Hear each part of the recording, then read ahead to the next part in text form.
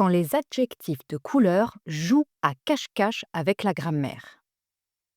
Dans un salon de coiffure parisien, Madame Bénard fixe ses mèches avec une intensité dramatique. Je les veux orange. O-R-A-N-G-E, insiste-t-elle. Le coiffeur, un homme fatigué par des années de combat contre les caprices linguistiques, hésite.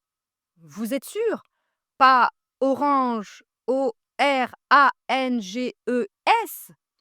Madame Bénard le fusille de regard. Orange, E, comme le fruit, comme la couleur, comme mon désespoir face à cette langue. Et c'est là que tout commence. Parce que les adjectifs de couleur en français ne sont pas là pour nous faciliter la vie. Ils sont là pour nous tester, nous surprendre et parfois nous faire douter de notre propre vision des choses.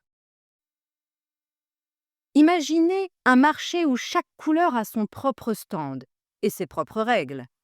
Au stand, des adjectifs classiques. Bleu, vert et rouge s'accordent gentiment avec les noms comme des voisins polis. Une robe bleue, E. Des robes bleues, ES. Tout va bien. Mais plus loin, au stand des couleurs rebelles, c'est l'anarchie. Orange refuse catégoriquement de s'accorder, comme un fruit trop fier pour plier. Marron fait de même, imperturbable. Cerise, émeraude, ardoise, toutes ces couleurs issues de noms restent figées, comme des statues dans un musée. Seuls rose, mauve et violet daignent bouger, parce que les fleurs, visiblement, ont plus de classe que les fruits. Ou les pierres précieuses, ou les vins, ou les animaux, ou les arbres.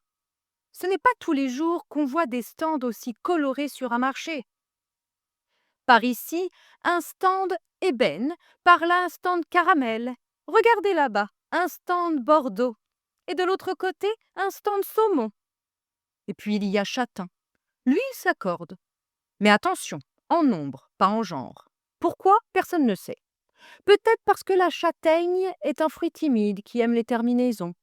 Ou peut-être parce que la langue française adore nous rappeler qu'elle peut tout se permettre. Conclusion? Pas de féminin pour châtain, mais multipliez-le autant que bon vous semble.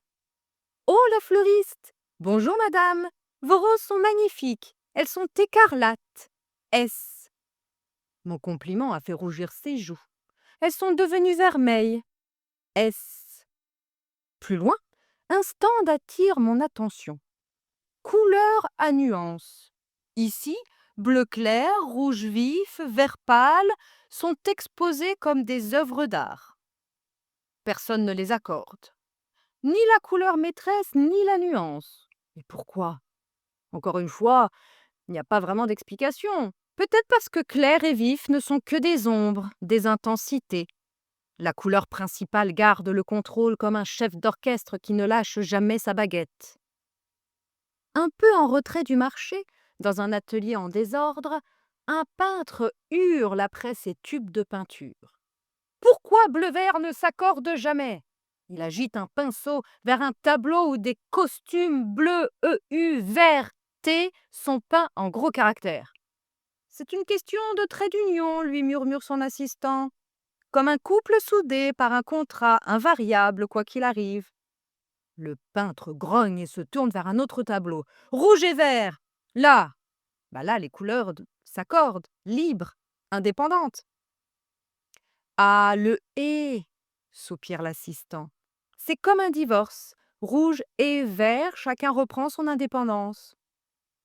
Je vais tenter un ciel vert pâle. L'assistant hésite, ne dit rien. Le peintre le relance. Aucun commentaire.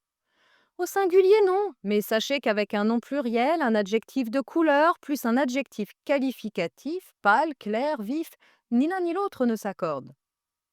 Le peintre exaspéré attrape un tube de rouge tomate. Et ça? L'assistant sourit. Invariable, parce que tomate n'est qu'un invité. La vraie star, c'est rouge. Le peintre lance le tube contre le mur. Je veux du vert de gris. L'assistant hoche la tête. Invariable aussi, comme votre patience, visiblement. Dans un coin de l'atelier, un pot de poivre et sel attend sagement. Celui-là, au moins, il s'accorde, murmure l'assistant. Le peintre le regarde, incrédule. Je vais plutôt choisir du kaki. Ou au beurre, qu'en penses-tu? L'assistant répond tout bas. Peu importe. Dans les deux cas, ils ne s'accordent pas. Ce sont des adjectifs étrangers. Je continue ma promenade. Dans une boutique chic, une vendeuse présente fièrement ses bleus. S, c'est rouge. S, c'est jaune. S. Des noms maintenant, vous direz-vous. Et effectivement, quand l'adjectif de couleur devient un nom, il s'accorde, comme des invités qui auraient enfin accepté de jouer le jeu. Mais attention, dès qu'un roi ou une bouteille s'invite, tout redevient variable. Des bleus rois, bleu S, roi, rien. Des bleus S, ciel, rien. Des verts bouteilles, vert S, bouteille, rien. Comme si ces noms étaient trop prestigieux pour se laisser conjuguer. Quand ils s'associent avec un autre adjectif provenant d'un nom, seul le terme de couleur s'accorde. Au fond de la boutique, une cliente hésite devant un pull vert de gris. Il ne s'accorde pas, celui-là? La vendeuse sourit. Jamais, c'est un nom composé. La cliente soupire et attrape une écharpe gorge de pigeon. Celui-là? Invariable aussi, comme le cou d'un pigeon d'ailleurs. Et des couleurs plus nuancées, vous avez? La vendeuse lui parla alors de teinte azurée et ES, orangé et ES, olivâtre S, tous accordés. La cliente, complètement perdue, abandonna son shopping. Alors voici la carte secrète des adjectifs de couleur, celle que personne ne vous donne jamais mais que vous méritez après avoir survécu à cet épisode. Les adjectifs classiques s'accordent, comme des élèves modèles, bleu, vert, rouge. Les couleurs issues de noms, orange, marron, cerise, émeraude, ne s'accordent pas, sauf rose, mauve, violet, écarlate, pourpre, parce que les fleurs et les teintes nobles ont des privilèges. Les couleurs, plus une nuance, bleu clair, rouge vif, restent invariables. La nuance est une ombre, pas une couleur. Les couleurs avec trait d'union ou un adjectif de couleur plus un adjectif qualificatif, sans trait d'union, bleu-vert, gris-bleu, ne s'accordent jamais, comme un couple inséparable. Les couleurs avec « et », bleu et vert s'accordent, parce que « et » c'est comme un divorce. Chacun reprend sa liberté. Les noms composés, vert de gris, gorge de pigeon, n'oubliez pas le trait d'union, ne s'accordent jamais, même au pluriel, comme des statues. Quand la couleur devient un nom, des bleus, des rouges, elle s'accorde, enfin.